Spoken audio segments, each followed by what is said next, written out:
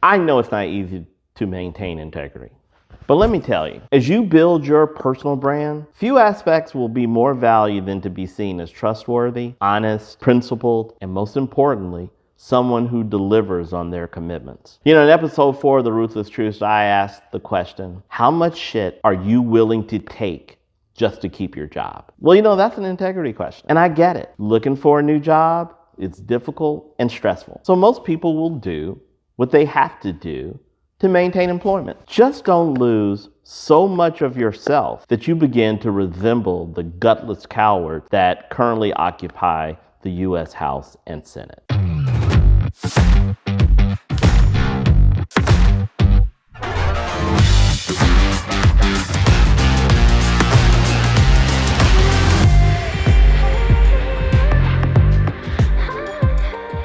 Hello again. Welcome to The Ruthless Truth. I am your host, Truth Davis. In this forum, I share opinions, thoughts, truths on a wide variety of topics based on what I believe to be a unique life experience. And you can read more about that in the profile or in the notes. My intent is to share stories and experiences and hopefully provide some life and career lessons that will help you on your life journey.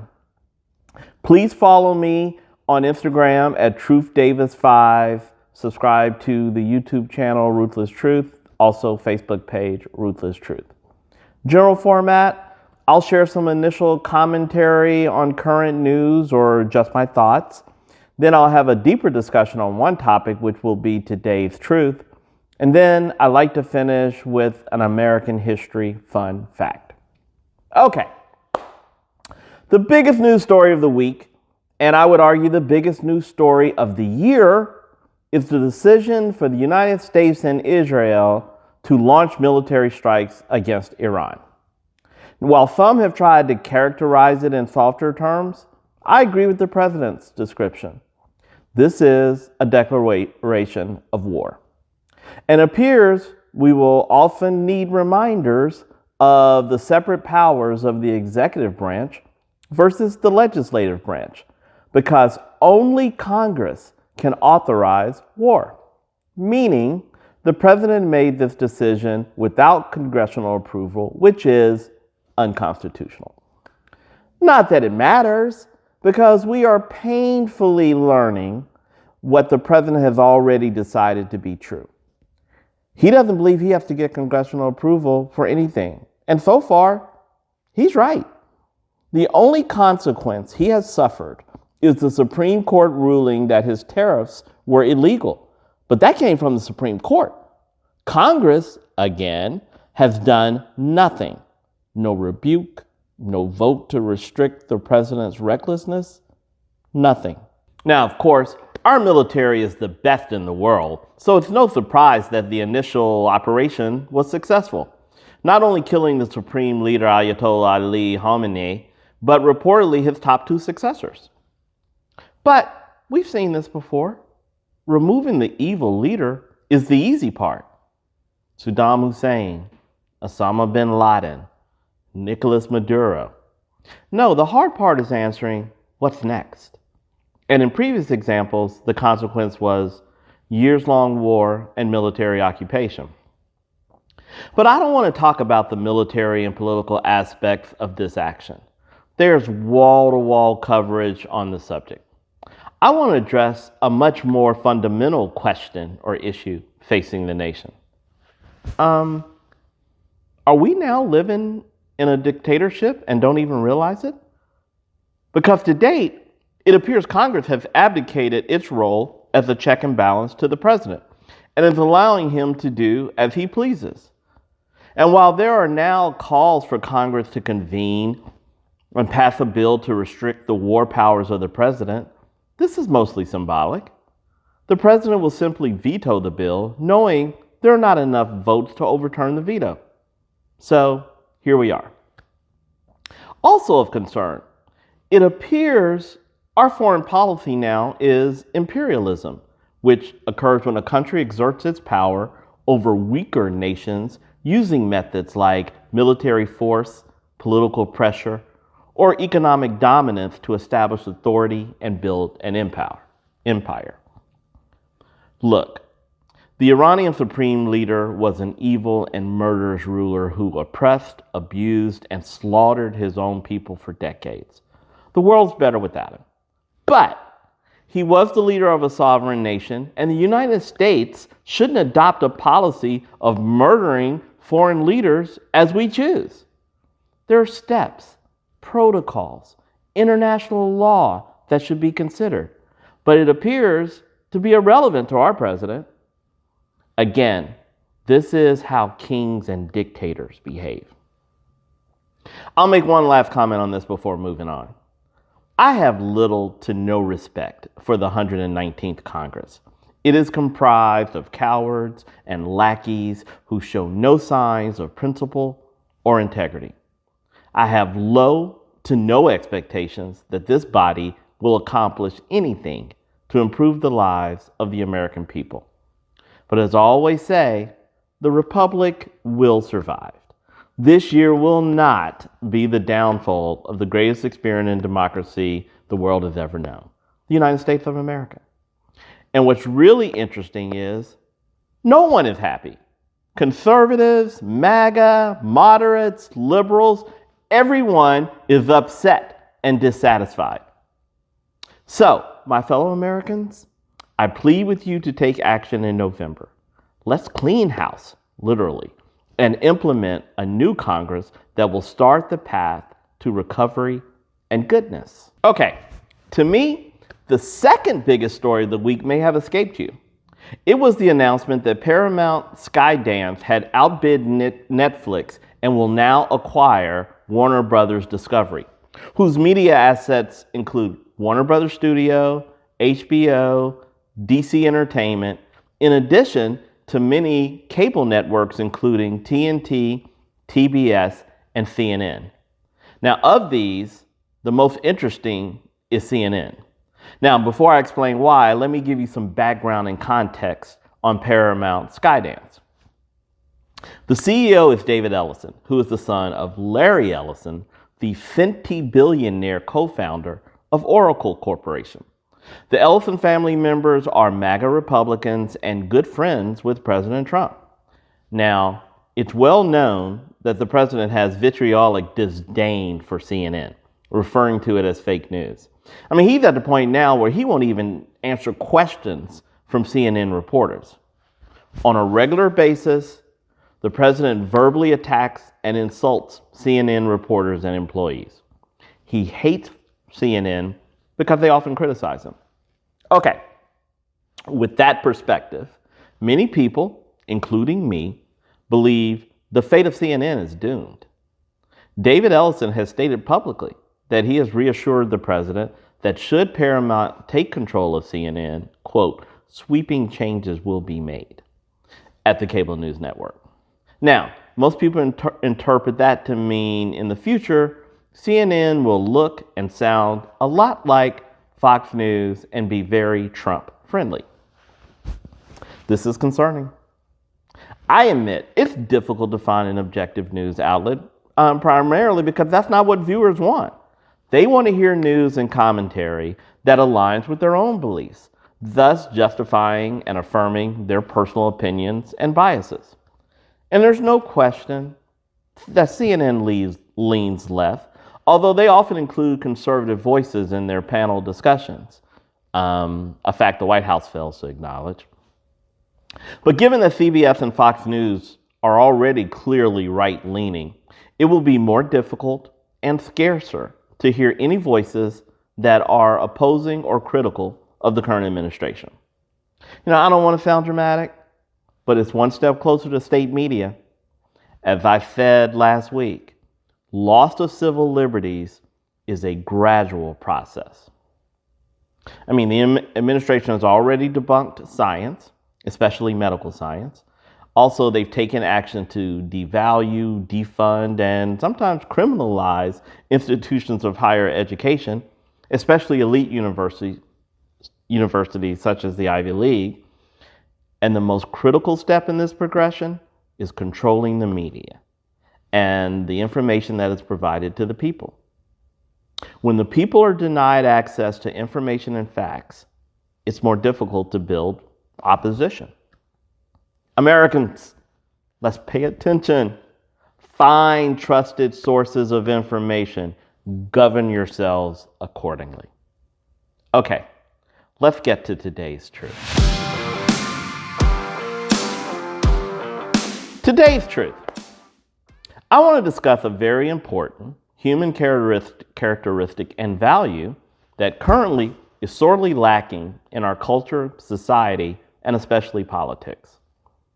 In today's truth, I want to discuss integrity and why we need it now more than ever. In the course of this discussion, I will also highlight a recent shining example of integrity that it should inspire us all. First, what is integrity? What are we talking about here? Well, integrity is the quality of being honest, having strong moral principles, and maintaining consistency between actions, values, and words. It means knowing what you stand for and acting accordingly. Having integrity means keeping your commitments, doing what you say you will do, and taking responsibility for outcomes, whether good or bad. Okay? And nowhere is integrity more needed, yet equally more absent than in the United States Senate and House of Representatives. You know, in the very first episode of The Ruthless Truth, I posited that the strongest human emotion is fear. And my example was the House and the Senate. Because for the overwhelming majority of these 535 individuals, their greatest fear is to lose in a re-election, losing their seat, their status, money, and power. And I get it. Congress is a great gig.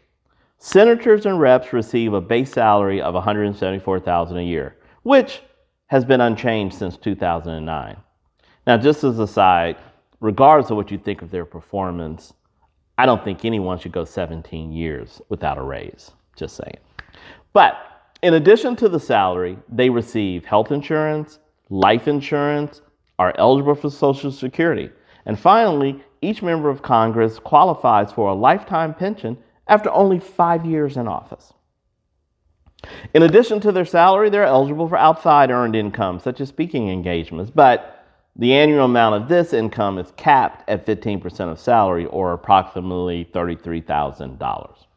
So I understand the potential loss of such a great job is motivation to do what's needed to keep your job or position. But to what end? Does this mean it's acceptable for them to do or say anything to keep their job, even if it means compromising values, principles, promises, or even worse, just flat out lying? Just look at the current White House cabinet. Marco Rubio is the Secretary of State. But a few years ago, he was recorded on the campaign trail saying the following about Trump, and I quote, "I will never stop until we keep a con man from taking over the party of Reagan and the conservative movement." Lindsey Graham, the senior senator from South Carolina, was once a vocal Trump critic. During the president's first campaign in 2016, Lindsey Graham described him in this way, and I quote, "He's a race-baiting, xenophobic, religious bigot and does not represent my party." Okay, that was then. But now, Lindsey Graham is one of Trump's most ardent supporters, agreeing and loudly advocating everything the president says or does. So, what changed these men and many others who bend the knee to the will of the president? They're afraid of the consequences of opposing the president, who has a clear track record of vindictively attacking those he perceives as political critics or opponents. But you know what I wonder about and would really like to know? How do they live with themselves? I mean, they've traded their principles, self-respect, their integrity, and for what? And what do they say in private to their close friends and family? In an interview last month, former New Jersey Governor Chris Christie was asked about this. He said that in private, many Republicans disagree with the president, but feel compelled to support him in public. And when asked to give a name, Christie immediately responded, Lindsey Graham. I truly can't imagine what it must be like to sell your soul, to compromise your principles and beliefs in order to cling to what little power and influence you have. But this gutless fear does not apply to everyone. We have recently seen integrity displayed at the highest level and serves as an example to all of us, particularly members of Congress. Ladies and gentlemen, I present to you Liz Cheney. Liz Cheney is the daughter of former Vice President Dick Cheney and is the former congressional representative from Wyoming. Notice I said the congressional representative because Wyoming only has one congressional seat, as the total state population is less than 600,000 people. Now, politically, I struggle to find positions that I share with Liz Cheney. I mean, she was a hardcore conservative, receiving a 0% rating from liberal groups. And during President Trump's first term, she voted with him 93% of the time. But after the events of January 6, 2021, when a mob stormed the Capitol in an effort to disrupt the certification of Joe Biden as president, Liz Cheney stepped up and spoke up. Okay? Now, previously, Liz Cheney voted against the articles of impeachment for Trump in 2019. But following the events of January 6th, she said that she would vote to impeach Trump for his role in inciting the attack. She explained her position by saying President Trump, quote, lit the fire and then did nothing to stop it. She also stated, and again I quote, there has never been a greater betrayal by a president of the United States of his office and his oath, end quote. Now, Liz Cheney wasn't naive. She knew her position and statements would incite the wrath of MAGA and other Republicans. And boy, did it ever. The Wyoming GOP committee voted to remove her from the Republican Party. The Republican National Committee censured her. The U.S. Congress stripped Liz Cheney of her committee chair. And the Republican Party organized a strong campaign to oppose her reelection in Wyoming. In 2020, Liz Cheney had held her House seat, winning 68% of the vote in Wyoming. However, after speaking out about January 6th, she lost her 2022 reelection bid in a landslide to a Trump-backed opponent who won 66% of the vote. So she knew she would face tremendous opposition for her position. She knew it would mean the end of her political career. So why did she do it? Integrity. Liz Cheney knew what was the right thing to do, and she did it. She stayed true to her principles and was willing to accept the consequences. She said, my vote to impeach was compelled by the oath I swore to the Constitution. Wyoming citizens know that this oath does not bend or yield to politics or partisanship. You know, the United States is weaker without Liz Cheney. It's a disgraceful shame that so few of our national leaders exhibit the courage and integrity displayed by Liz Cheney. But we can do something about it. We as voters need to give these cowards and sycophants something greater to fear. They're worried or afraid about the wrath of Trump. We need to make them more afraid of the wrath of voters. But to see more integrity, it's important to create an environment and culture that appreciates and rewards those with integrity, whether it's in the State House or the workplace. You know, I often say, be careful of the lessons that you're teaching me. So for the members of Congress who witnessed the fate of Liz Cheney, what lesson do you think they learned? Well, they learned that you're likely to pay a high price for being principled and maintaining integrity. It could very well be the end of a political career, and not many are willing to pay that price. So how do we create a culture that is conducive and encourages people to conduct themselves with principle and integrity? Well, first of all, it can't be punitive to be principled. Here's an example from my corporate America experience. After I informed my boss at Verizon Wireless that I was leaving to join Comcast, he had a very surprising and quite impressive reaction and request. He said, "You know what, I'm going to take advantage of this. Since you've got nothing to lose, I want to ask you for some honest feedback.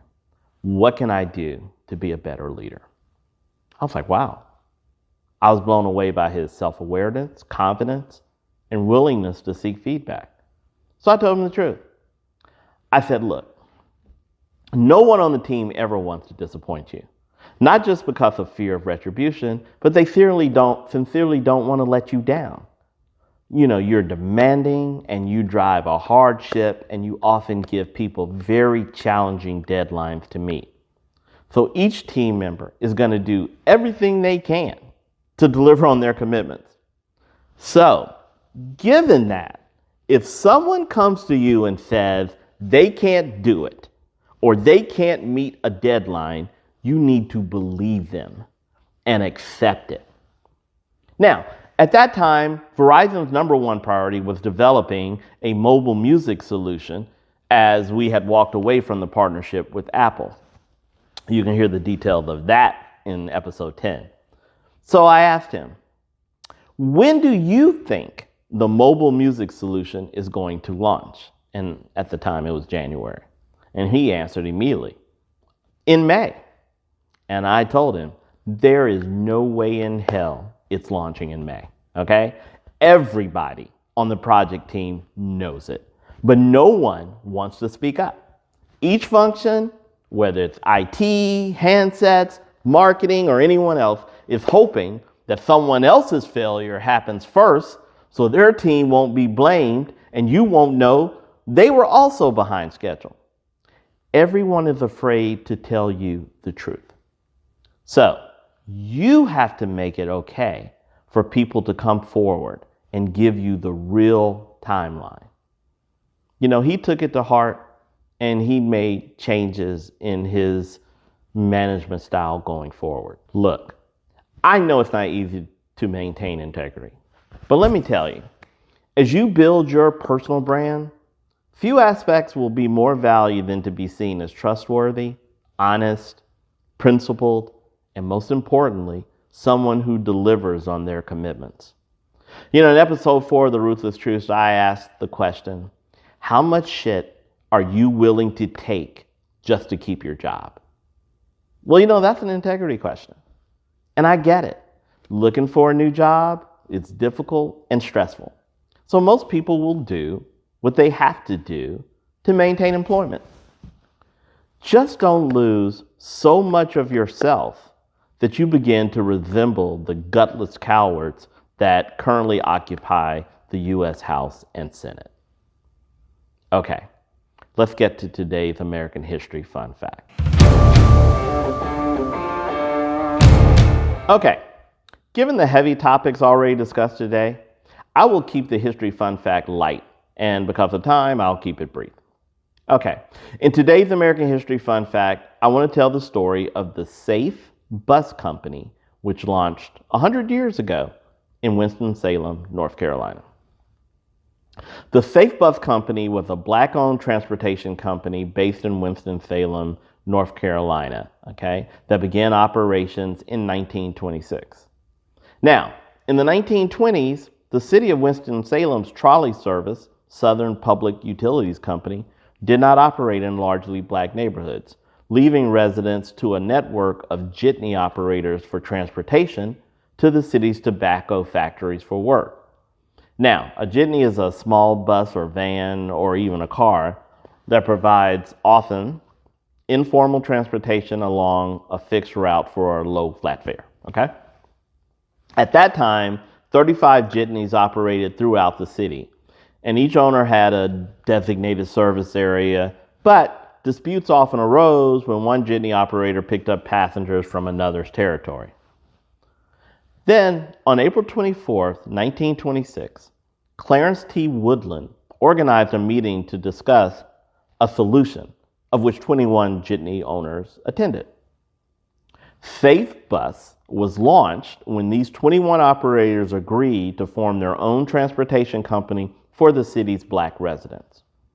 Now, according to the Forsyth County Historic Commission, the name Safe Bus was taken from a promise made to Winston-Salem Mayor Thomas Barber to operate a safe and organized bus system. Harvey F. Morgan, Safe Bus Company's first president, oversaw the transition from those original 21 jitneys to a fleet of 35 city buses.